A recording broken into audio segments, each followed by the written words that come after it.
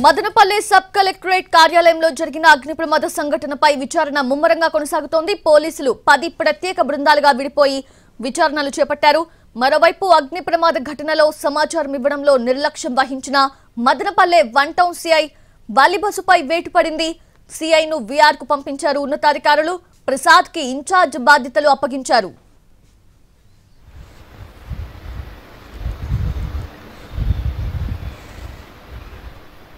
Madanapalle sub collectorate అగ్ని ప్రమాద ఘటన యాక్సిడెంట్ కాదు, ఇన్సిడెంట్ అన్నారు ఏపీ హోంమంత్రి అనిత. సీసీ కెమెరాలు పనిచేయకుండా చేశారని ఫైర్ అయ్యారు. గత ప్రభుత్వంలో నిర్వీర్యమైన పోలీస్ వ్యవస్థను మళ్లీ పునర్నిర్మించాల్సిన అవసరం ఉందన్నారు ఆమె. అక్కడ కూడా సీసీ కెమెరాస్ పనిచేయకుండా చేశారు అంటే నేనేమంటే వ్యవస్థని కంప్లీట్ గా నిర్వీర్యం చేసి పడేశారు. ఇటువంటి సిచ్యువేషన్స్ లో ఎవ్రీథింగ్ మళ్ళా బ్రిక్ బై బ్రిక్ సిస్టమ్ ని బిల్డ్ చేసుకుంటూ రావాలి. ఈ రోజు బయటికి వెళ్తే పోలీస్ వెహికల్ కన్నా పక్కన నడిపించుకుని ఎడ్ల బండి ఫాస్ట్ గా వెళ్ళిపోతుంది. 15 సంవత్సరాలకి స్క్రాప్ కి ఇవ్వాలి. ఈ రోజు వరకు వెహికల్స్ లేక ఎంత ఇబ్బంది పడుతున్నారు ఆఫీసర్స్ కానీ, కానిస్టేబుల్స్ కానీ, ఎస్ఐస్ కానీ, ఎస్ఎస్ఓస్ కానీ.